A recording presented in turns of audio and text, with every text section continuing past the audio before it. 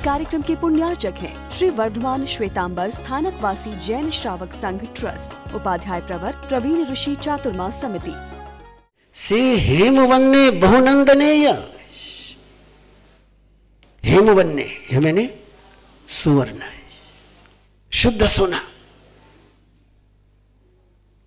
और वहां बहुत आनंद की अनुभूति। जनसी मृति वेदयति महिंदा, जहां इंद्रों को भी आनंद की अनुभूति होती है।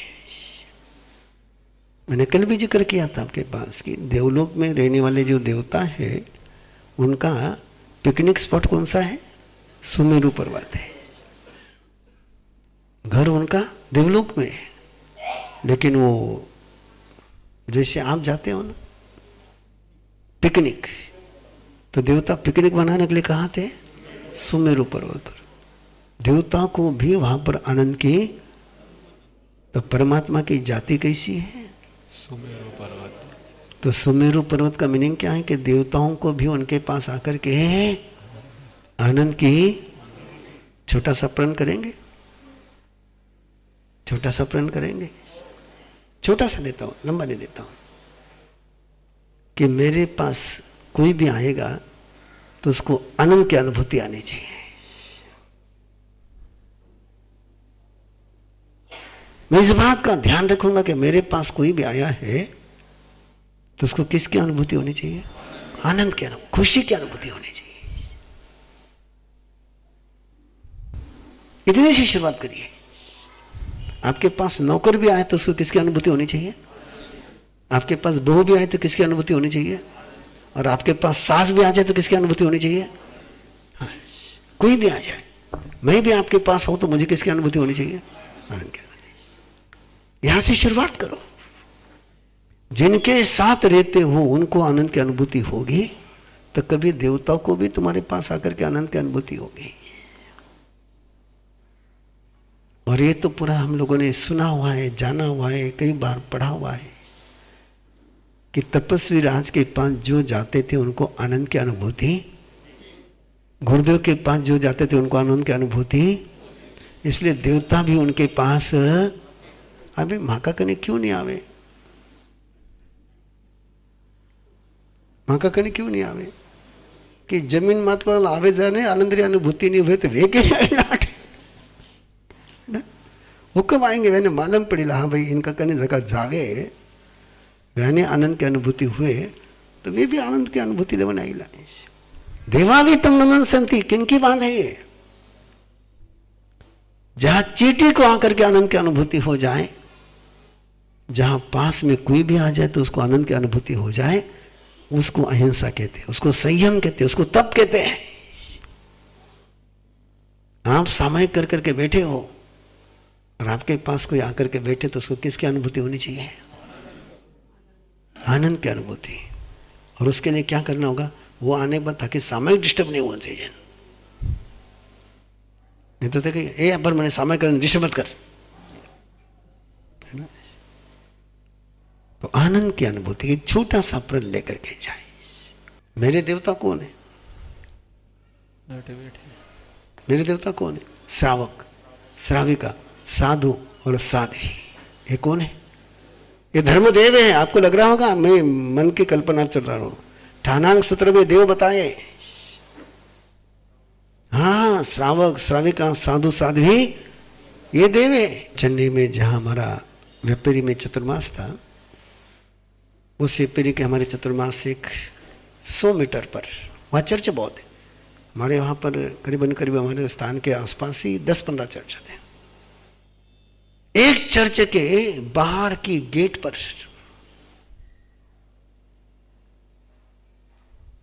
एक सेंटेंस लिखा हुआ है, एवरी होम क्रूसेड। क्या? एवरी होम क्रूसेड, हर घर पर क्रॉस, ये लिखा हुआ है वहां पर, बिल्कुल डंके की चोट लिखा है बड़े अक्षरों में। अब चेन्नई वाले उसको पढ़ते कि नहीं पढ़ते मुझे पता नहीं, लेकिन मैं पढ़ते रहता हूं। Every home crusade.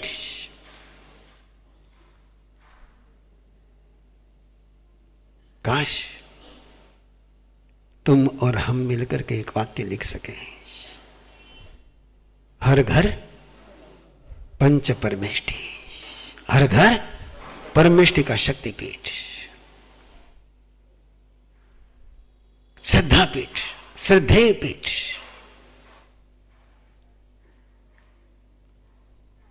और यह अनुष्ठान सन 2000 से जो शुरू हुआ, कृतज्ञ हूं भोले बाबा श्री रतन मुनि जी महाराज साहब का,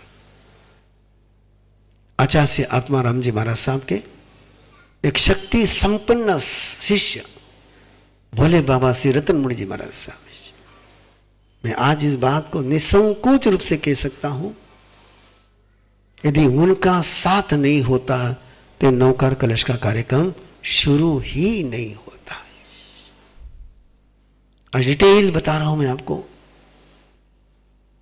कि जलंधर के चतुर्मास के बाद लुधियाना पहुंचे थे और बाबा का बहुत प्यार बरसा, बहुत प्यार बरसा, बहुत प्यार बरसा।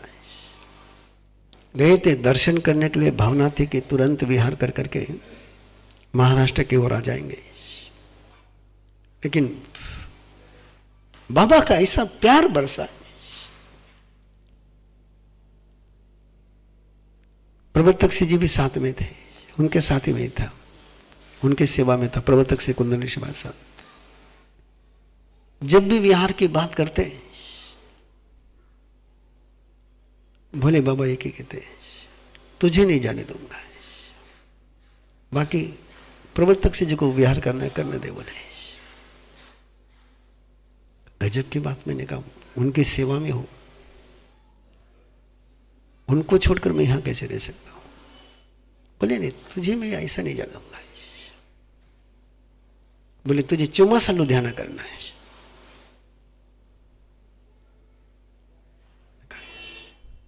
और आपको सच बताऊं कि उन्होंने प्रवर्तक सिंह जी को विहार करा दिया वहां से, लुधियाना से।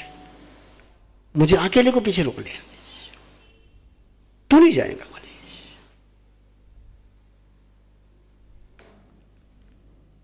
बहुत कंट्रोल कर रहा हूं मैं, क्या कृपा बरसी उनकी।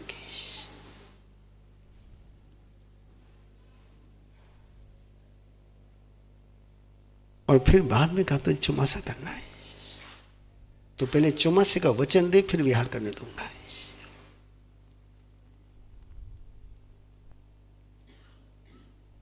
ऐसे प्यार, वो विहार की शर्त वो लगा दी उन्होंने कि तो जब तक वचन नहीं देता तब तक विहार का मंगल पाठ नहीं देता हूं। और बड़े संतों को विहार, सबको विहार करा दिया, मुझे मेरे साथ किसी को नहीं रखा। कुंदन ऋषि महाराज साहब, विशाल ऋषि महाराज साहब, लोकेश ऋषि महाराज, सबको विहार करा दिया। मैंने कहा बाबा है, मैंने कहा जैसे आपकी आज्ञा, आ जाऊंगा। और बंधुओं क्या कृपा उस महापुरुष की कि कुंदन ऋषि महाराज साहब करीबन 40-50 किलोमीटर आगे निकल गए थे, तो मेरे साथ संत दिया।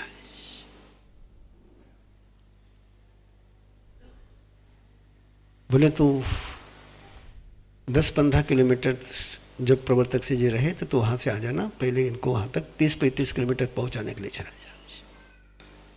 अब उस संत को तो 70 किलोमीटर का विहार। और जब वापस में चतुर्मास के लिए पहुंचा, कैसे बड़े होते। और उन्होंने एक दिन मुझे कहा कि तेरा वो नौकार कलश का कार्यक्रम करना है तुझे। मैंने कहा करना है। बुलाया उन्होंने बिरादरी को, बोले नौकर कलश का कार्यक्रम करना है। और पहला कार्यक्रम लुधियाना में हुआ।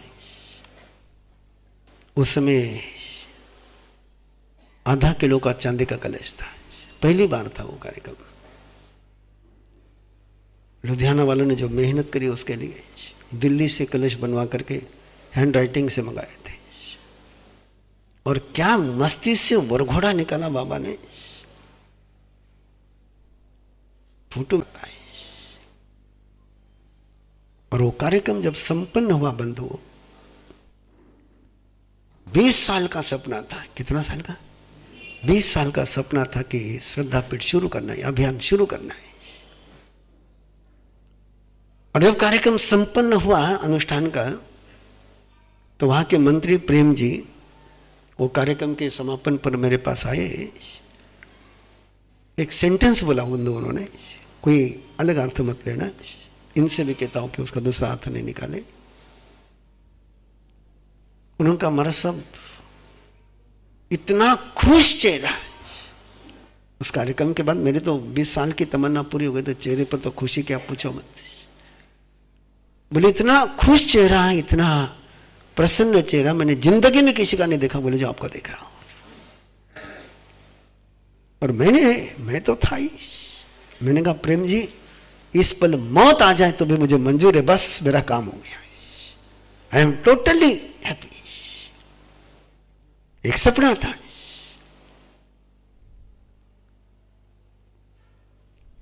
इसलिए ये नौकार कलश का कार्यक्रम ये बाबा की कृपा है। और आज इस मोड़ पर, इस शिखर पर ये कार्यक्रम पहुंचा है, तो सबसे पहले मेरे वंदन किसी को तो उनको है। उसके बाद तो यात्रा बहुत बढ़ गई, लेकिन सपना वही है कि यदि दुनिया के हर घर को संयमी बनाना हो, श्रद्धाशील बनाना हो, हिंसा से मुक्त करना हो, आराध्य जैसा होता है वैसा कैरेक्टर बनता है। वाक्य को दोहराएंगे आप, आराध्य जैसा होता है वैसा कैरेक्टर बनता है। पंच परमेष्ठी अहिंसक है, पंच परमेष्ठी संयमी है, पंच परमेष्ठी श्रद्धाशील है। ये जिनकी आराध्य बनेगी वो लोग संयमी बनेंगे, वे लोग अहिंसक बनेंगे, वे लोग श्रद्धाशील बनेंगे। हिंसक की पूजा कर करके कोई भी अहिंसक नहीं हो सकता है। असंयमी की पूजा कर करके कोई संयमी नहीं हो सकता है। शस्त्रधारी की पूजा कर करके कोई शास्त्रधारी हो ही नहीं सकता है। यदि दुनिया से शस्त्र की स्पर्धा बंद करनी हो तो आराध्य वो देने होंगे जिनके पास शस्त्र नहीं है। और शान से बोलो, गौरव से बोलो, मंजूर हो या न हो, दुनिया में केवल जैन धर्म ही है जिसके आराध्य के पास शस्त्र नहीं है, जो केवल बरसते ही बरसते हैं, तुमसे मांगते हैं कुछ भी नहीं है।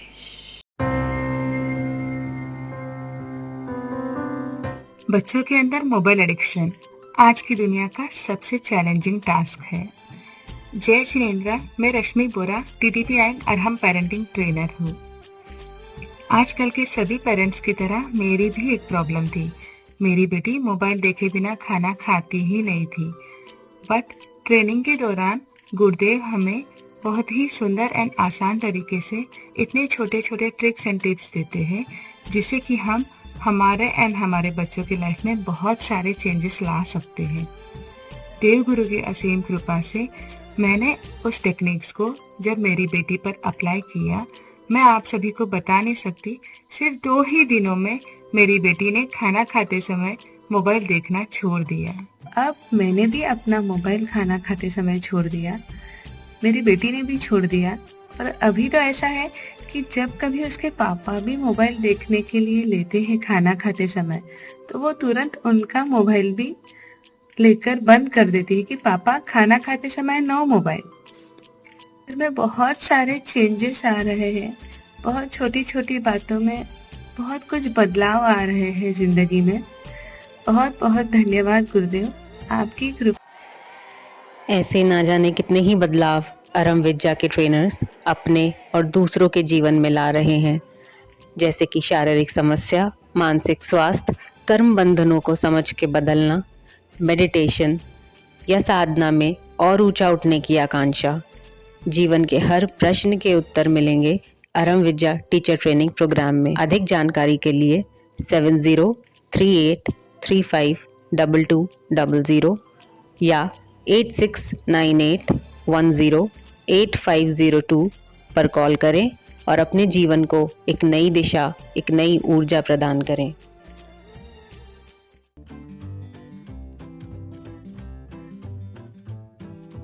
जनरेशन के लिए, टीनेजर के लिए, यही उम्र का वो दौर है कि जिस समय उनके दिल दिमाग पर सही बीज बोने बहुत जरूरी है।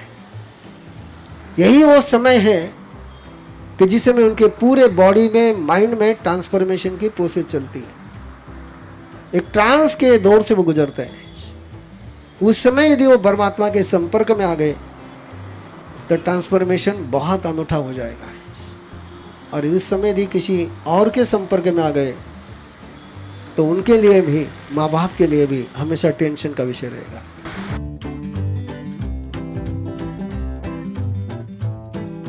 I have seen lot of changes in my son also.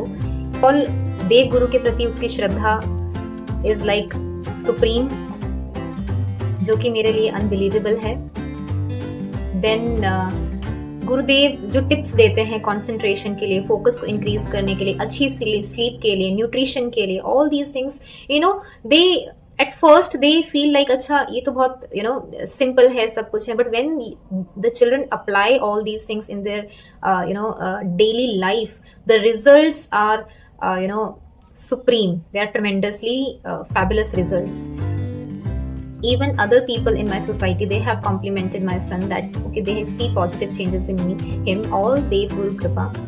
इसलिए एक ऐसा कार्यक्रम इन्फ्लुएंसर बनने के लिए, दूसरे के जिंदगी में बदलाव लाने के लिए, छू लो आसमान। I had never met a Maya son like him before. I had never joining Aram Influencers was the best decision that I ever took. अभी वो स्टूडेंट लाइफ में, इसलिए स्टूडेंट की उनकी स्किल डेवलप करेंगे, कैसे पढ़ाई में फोकस करना, कैसे मेरिट में पास होना। एक बार कोई आरएम मिर्जा के उस कार्यक्रम में जुड़ा तो उसने मेरिट में पास होना अनिवार्य हो गया। When I compared myself before joining with Gurudev and the time now, I noticed that I used to concentrate only 70%, which is now 99%. In my exam, now I score 97 and 99. और इतना ही नहीं, वो दूसरों के प्रभाव में आने के बजाय दूसरों को प्रभावित करने में समर्थ बनने का वो कार्यक्रम है। इस कार्यक्रम के पुण्यार्चक हैं श्री वर्धमान श्वेतांबर स्थानकवासी जैन श्रावक संघ ट्रस्ट, उपाध्याय प्रवर प्रवीण ऋषि चातुर्मा समिति, महावीर भवन इंदौर।